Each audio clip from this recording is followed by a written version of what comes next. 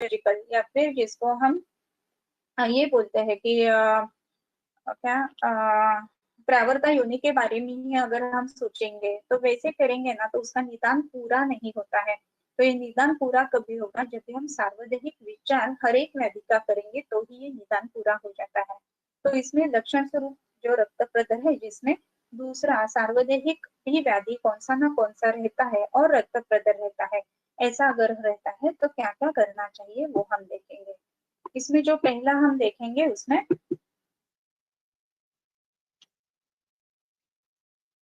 हाँ, गर्भाशय दार्ढ्य लाने के लिए क्या करना है। कभी कभार ऐसा देखते हैं कि बहुत ज्यादा ब्लीडिंग होता है और जो यूट्रस रहता है ना वो बल्कि यूट्रस ऐसा सोनोग्राफी में रिपोर्ट रहता है। सो इसमें क्या है कि आपको मालूम होगा ही कि ये जो मसल्स रहते हैं यूट्रस के तो वो एट शेप्ड है और हर एक के एट के सर्कल के बीच में एक एक ब्लड वेसल है जो कि ये एट एक्सपांड हो जाता है तो ये ब्लड वेसल जो है वो ओपन अप हो जाते हैं और ब्लीड करना चालू कर देते हैं। तो ये जब भी रिलैक्स रहेगा यूट्रस का मसल तो क्या होगा, बहुत ज्यादा ब्लीडिंग रहेगा।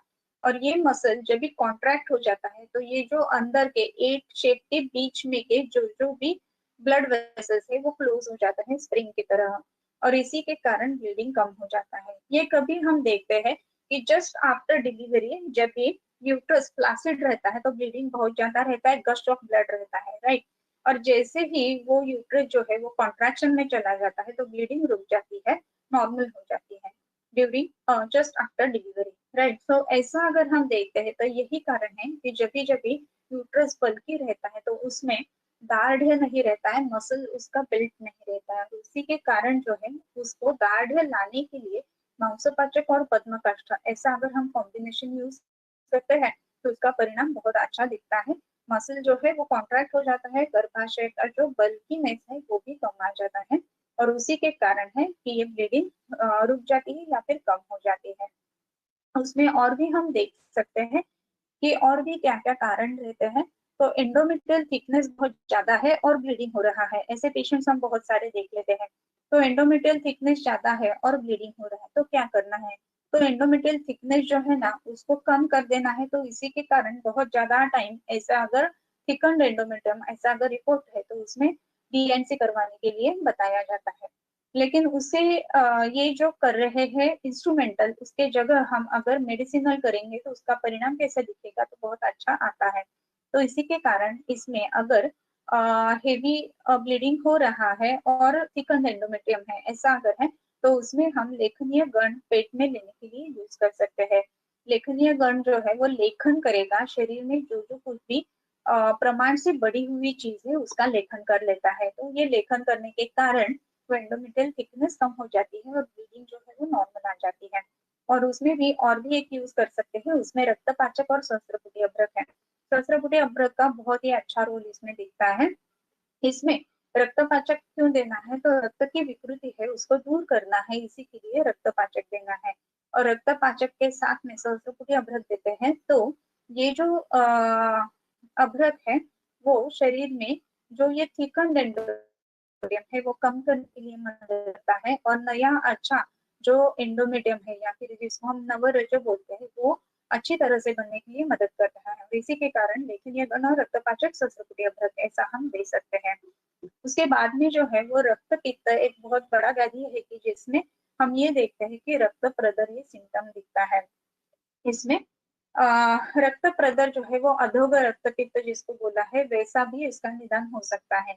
अगर ऐसा है तो दुर्वासवरस का नस्य जो है वो बहुत अच्छे से काम कर लेता है। रक्तपित्त कुलखंडन करके एक योग आया है भेषज रत्नावली में, वो अगर देते हैं तो 5 से 4 दिन में ही ब्लीडिंग बहुत ज्यादा अच्छे से कम हो जाती है, ये दिखता है। और भी है कि मौखिक कामदुधा ये रक्तपित्त के लिए हम यूज कर सकते हैं। मौखिक कामदुधा जो है वो कामदुधा वैसे ही शैत्य धर्म की है और भी मौखिक युक्त होने से उसका परिणाम जो है वो बहुत ज्यादा बढ़ जाता है। और मौखिक जो है वो रक्त का शमन करने वाला है और इसी के कारण रक्तपित्त में मौखिक कामदुधा का बहुत बड़ा अच्छा परिणाम आ जाता है। उसमें और भी है कि जो लोध्र नाकेश्वर और मुस्ता ये हम यूज कर सकते हैं, जिसमें लोध्र नाकेश्वर हम अगर देखेंगे तो कषाय रस के है और पाचन करने वाले हैं। उष्ण अगर वीर्य है तो भी नाक्यशर जो है वो कषाय रस से ब्लीडिंग कम कर देता है, और इसी के कारण लोध्र नाक्यशर और कुटज, लोध्र नाक्यशर और मुस्ता ऐसे कॉम्बिनेशन हम अगर निदान हमारा रक्त पित्त होता है तो दे सकते हैं। तो इसी के कारण अलग अलग व्याधि जो है उसके हिसाब से, उसके एंगल से ये यूट्राइन ब्लीडिंग जो है उसको देखना ज्यादा जरूरी रहता है। उसके बाद में और भी एक वो जो है वो रक्त प्रदर और गुल्म ऐसा है। कभी कभार फाइब्रॉइड्स रहते हैं या फिर अलग अलग किस्म के गांठ, स्पेस ऑक्यूपाइंग रीजन्स रहता है जिसको हम गुल्म ऐसा बोल सकते हैं। तो अगर गुल्म है और ब्लीडिंग ज्यादा है तो एक दो बातें हैं कि इसमें जब भी एंडोमेट्रियल कैविटी अगर डिस्टॉर्ट हो रही है बिकॉज ऑफ द फाइब्रॉइड, ऐसा अगर है तो फाइब्रॉइड के कारण बहुत ज्यादा ब्लीडिंग होता है ये देखते हैं, जिसमें एंडोमेट्रियम कैविटी में पिपिंग कर रहा है अगर ये गुल्म, तो उसमें जो एंडोमेट्रियल लाइनिंग रहता है वो लाइनिंग जो है उसको ज्यादा बढ़ा हुआ दिखता है, और ये because of the length of the endometrial lining ये जो है वो गुल्म में बहुत ज्यादा ब्लीडिंग हम देख सकते हैं। तो उसमें गुल्म कालानल रस करके है वो हम क्लिनिक में बहुत बार यूज करते हैं और बहुत अच्छे से रिजल्ट भी दिखते हैं। इसी के कारण अगर गुल्म कालानल हम देते हैं तो ये फाइब्रॉइड के साइज है वो भी कम हो जाते हैं और ब्लीडिंग की मात्रा है वो भी कम आ जाती है। इसी में हम त्रिफला गुग्गुलु यूज करेंगे, कांचनार गुग्गुलु यूज करेंगे। कांचनार गुग्गुलु जो है वो रक्त ग्रंथि जो हम लास्ट लेक्चर में देखा था कि ग्रंथि रज उसके लिए बहुत अच्छे काम करता है। सो विथ अगर ब्लीडिंग और क्लॉट्स ऐसा है तो कांचनार गुग्गुलु जरूर यूज करना चाहिए।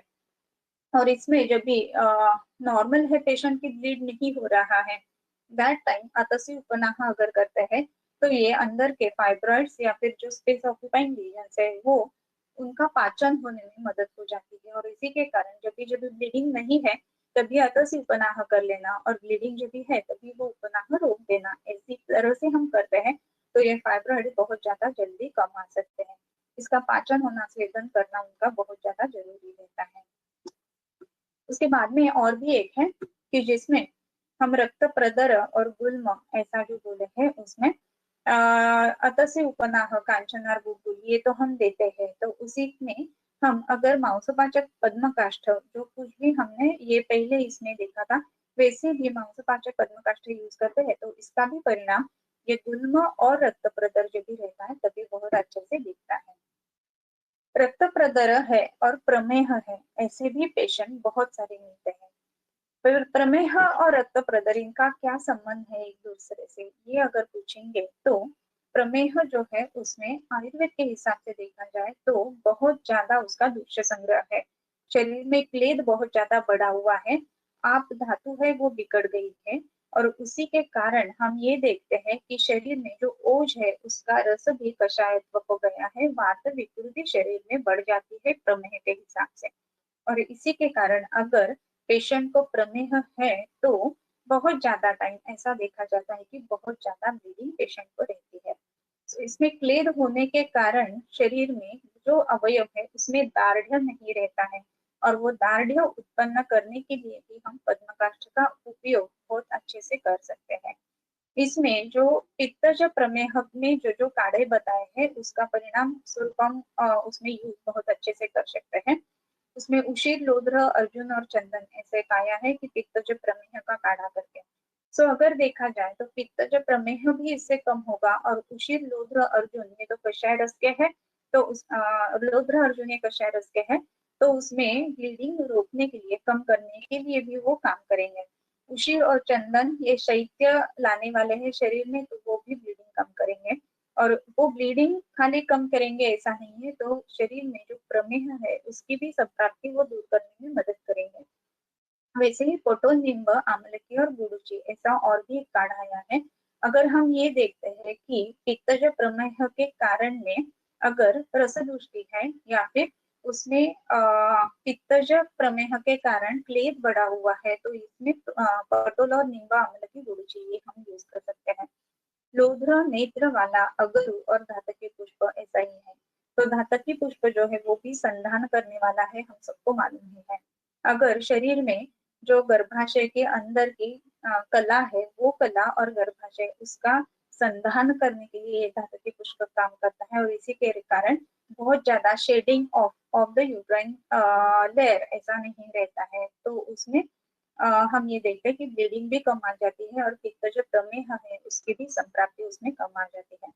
प्रमेह के बारे में अगर देखना है तो बहुत ज्यादा देर तक कैसा है कि प्रमेह की संप्राप्ति शरीर में धीरे धीरे धीरे करके बनती है, और रस से लेके शुक्र तक सब जो धातु है वो उसमें इन्वॉल्व रहता है। सो पूरे धातु इन्वॉल्व होने के कारण शरीर का बाधिक क्षमत्व है वो भी कम हुआ रहता है, और इसी के कारण प्रमेही व्यक्ति जो है वो जल्दी रिस्पॉन्ड नहीं करता है कोई भी ट्रीटमेंट के लिए।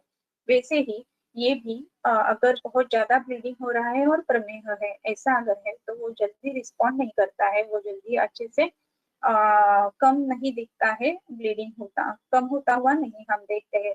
और इसी के कारण जो जो कुछ भी ऐसे मेडिसिन जो है जो पित्तज प्रमेह में भी काम करेंगे और रक्त प्रदर में भी काम करेंगे, ऐसे मेडिसिन उसमें बहुत ज्यादा अच्छे से हम यूज कर सकते हैं।